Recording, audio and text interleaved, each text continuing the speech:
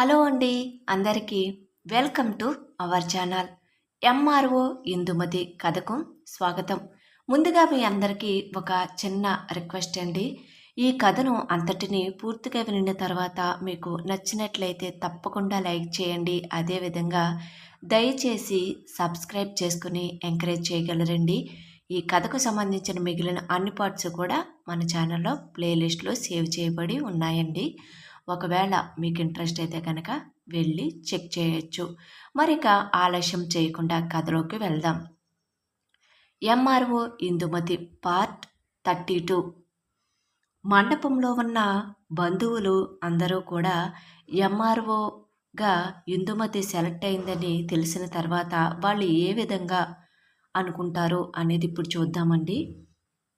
కట్నం కోసం ఇంత దిగజారారు, కానీ ఈ అమ్మాయి చదువుకుని ఎంఆర్ఓ అయ్యింది.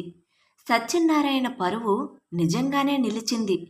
ఇంత కష్టపడి చదువుకుంటే ఇలాంటి అమ్మాయిని కట్నమని చెప్పి అవమానించారు అని బంధువులు ప్రజల మాటలు మరింత బిగ్గరగా వినిపిస్తాయి. కొందరు ఇందుమతిని అభినందించటానికి ముందుకు వస్తారు. మరికొందరు రాఘవయ్య కృష్ణలను చూసి నిరసనగా తలలో అడ్డంగా ఊపుతారు. ఇందుమతి తన జీవితాన్ని ఒక అద్భుతమైన మలుపు తిప్పుతూ ఆ పెళ్లి మండపంలో ఒక విజేతగా నిలబడుతుంది. హరి నోటు నుండి వచ్చిన ఇందుమతి ఎంఆర్ఓగా ఎంపికయింది అనే మాటలు రాగానే కృష్ణకు గుండె ఆగినట్లు అవుతుంది. అతని మొహంలో రక్తం లేనట్లు తెల్లగా మారిపోతుంది.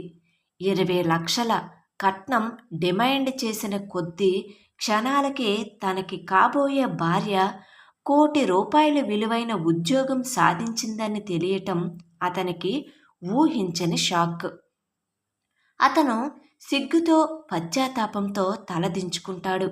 తన తండ్రి రాఘవయ్య మొహంలో కూడా అదే భావం కనిపిస్తుంది. మండపంలోని ప్రజల చూపులు వారిపైనే ఉంటాయి. ఎగతాళిగా నిరసనగా చూస్తున్న ఆ చూపులు వారి ఇద్దరిని దహించి వేస్తున్నట్లుగా అనిపిస్తాయి. అయితే కృష్ణ ఎక్కువసేపు ఆ షాక్లో ఉండడు. అతని మనసులో ఆలోచనలు వేగంగా తిరుగుతాయి. ఇందుమతి ఎంఆర్ఓ అయ్యింది అంటే ప్రభుత్వ ఉద్యోగి. ఎంఆర్ఓ అంటే మామూలు ఉద్యోగం కాదు కదా. నెలకు లక్షల్లో జీతం ఉంటుంది. అధికారంతో కూడిన పదవి అనుకుంటూ ఉన్న అతని స్వార్థపు బుద్ధి మెల్లగా బయటపడటం మొదలవుతుంది. నేను ఇప్పుడు 20 లక్షల కట్నం కోసం డిమాండ్ చేశాను కదా, అది కేవలం నా అప్పులు తీర్చటం కోసమే. కానీ ఇందుమతి ఎంఆర్ఓ అయితే ఆమె జీతం, ఆమెకు వచ్చే గౌరవం, ఆమెతో వచ్చే పలుకుబడి అదంతా 20 లక్షల కన్నా ఎన్నో రెట్లు ఎక్కువ కదా. నేను చాలా అదృష్టవంతుడిని. కట్నం కోసం ఆశపడి నా లారీ అప్పుల కోసం సత్యనారాయణను కొంచెం ఇబ్బంది పెట్టాను. కానీ నాకు ఇప్పుడు బంగారు గుడ్డు పెట్టే బాతు దొరికింది అని కృష్ణ మనసులో దురాశతో కూడిన ఆలోచనలు చేస్తూ ఉంటాడు. ఇప్పటికీ అయినా సమయం ఏం మించిపోలేదు. నా లారీ అప్పులు, వాటి వల్ల వచ్చిన తలనొప్పులు, వడ్డీ వ్యాపారుల వేధింపులు ఇవన్నీ ఇందుమతి ఉద్యోగంతో ఇట్టే తీరిపోతాయి అని అనుకుంటూ ఉంటాడు కృష్ణ. అప్పటి వరకు అప్పుల భయంతో పెళ్లి కల కోల్పోయిన అతని ముఖంలో ఇప్పుడు కొత్తగా ఒక విధమైన మెరుపు, ఆనందం వస్తాయి. అతని ముఖంలో వచ్చిన ఆ ఆనందం నిజమైనది కాదు, కేవలం స్వార్థంతో కూడుకున్న ఆనందం. ఇప్పుడు కొత్తగా ఒక విధమైన మెరుపు, ఆనందం వస్తాయి. అతని ముఖంలో వచ్చిన ఆ ఆనందం నిజమైనది కాదు, కేవలం స్వార్థంతో కూడుకున్న ఆనందం. మండపంలో ఇంకా ఏం జరుగుతుందో తెలియని వాతావరణం అలానే ఉంటుంది. సరిగ్గా ఆ క్షణం కృష్ణ ఒక నిర్ణయానికి వస్తాడు. ఇక ఆలస్యం చెయ్యకూడదు. అతనిలో అంతకు ముందున్న పశ్చాత్తాపం, సిగ్గు పూర్తిగా మాయమవుతాయి. వాటి స్థానంలో ఒక ఆశ చేరుతుంది. కృష్ణ మెల్లగా పెళ్లి పీటల వైపు అడుగులు వేస్తాడు. కృష్ణ అలా పీటల దగ్గరికి రాగానే అందరూ ఆశ్చర్యంగా చూస్తారు. రాఘవయ్య కూడా ఆశ్చర్యపోతాడు. ఏంట్రా, ఏం చేస్తున్నావు అన్నట్టుగా తన కొడుకుకి కళ్ళతో సైగ చేస్తాడు. కృష్ణ తన తండ్రి వైపు చూడకుండా నేరుగా పెళ్లి పీటలపైన కూర్చున్న ఇందుమతి వైపు చూస్తాడు.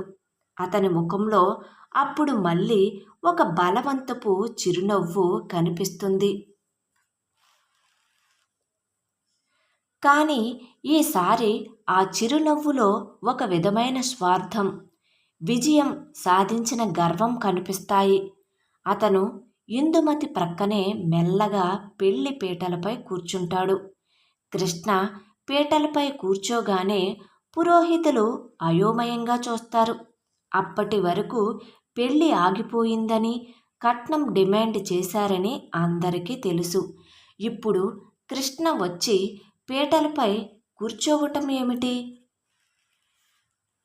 అని మనసులో అనుకుంటారు పురోహితులు.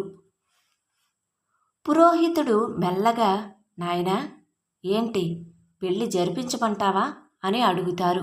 కృష్ణ వెంటనే అవును అన్నట్టుగా తల ఊపుతాడు. అవునండి, ఇంకెందుకు ఆలస్యం, ముహూర్తం దగ్గర పడుతుంది కదా, త్వరగా తాళి కట్టడానికి మంత్రాలు మొదలు పెట్టండి అని కృష్ణ హడావడిగా ఆతృతగా అంటాడు.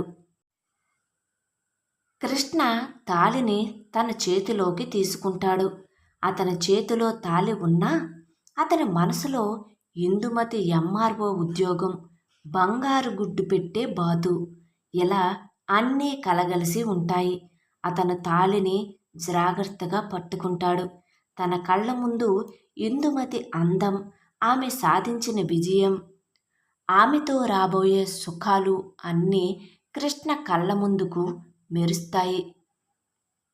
ఇంకా కృష్ణ తన మనసులో ఎలా అనుకుంటాడు, ఇప్పుడే ఇందుమతి ఎంఆర్ఓ అయ్యిందని తెలిసింది. ఇప్పుడు నేను పెళ్లి చేసుకోకపోతే ఈ అవకాశాన్ని కోల్పోయినట్లే. నాకు దొరికిన ఈ బంగారు బాతును ఎట్టి పరిస్థితుల్లోనూ వదులుకోకూడదు. ఇప్పుడు ఇందుమతిని వదులుకుంటే ఇంత మంచి సంబంధం మళ్ళీ దొరకదు. ఇప్పుడు ఆమెకు ఉద్యోగం వచ్చింది కాబట్టి ఎంతోమంది ఆమెను పెళ్లి చేసుకోవటానికి క్యూ కడతారు. నేను వెంటనే ఇందుమతిని నా భార్యగా చేసుకోవాలి. ఇందుమతికి వచ్చే జీతంతో నా అప్పులు తీరిపోవటంతో పాటుగా మళ్ళీ నా వ్యాపారం కూడా పుంజుకుంటుంది. నేను ఒక మహారాజులా బ్రతకవచ్చు. నాకు అప్పులిచ్చిన వారందరూ నన్ను చూసి నవ్వారు. కానీ ఇప్పుడు ఇందుమతి ఎంఆర్ఓ అని తెలిసిన తర్వాత అందరూ నా అదృష్టాన్ని చూసి ఈర్ష్యపడతారు. నేను గెలిచాను అంటూ అనేక ఆలోచనలు కృష్ణ మనసులో వేగంగా తిరుగుతూ ఉంటాయి. అతని ముఖంలో ఒక విధమైన కుట్ర, స్వార్థం కనిపిస్తాయి. అతను తాళిని ఇందుమతి మెడలో కట్టటానికి సిద్ధపడుతూ ఉంటాడు. ఎంఆర్ఓ ఇందుమతి కథ కొనసాగుతుంది. కథ నచ్చినట్లయితే తప్పకుండా లైక్ చేయండి. అదేవిధంగా సబ్స్క్రైబ్ చేసుకుని ఎంకరేజ్ చేయగలరండి. ఈ కథను నేను సొంతంగా రాయడం జరిగిందండి. ఈ స్టోరీ నేను మరొక రైటింగ్ యాప్లో రాయడం జరిగిందండి. దానిలో నేను విన్ కావడం కూడా జరిగింది. దయచేసి నా కష్టాన్ని అర్థం చేసుకుని ఎంకరేజ్ చేస్తారని, మరిన్ని కథలు రాయడానికి నాలో ఉత్సాహాన్ని నింపుతారని ఆశిస్తున్నానండి. Thank you.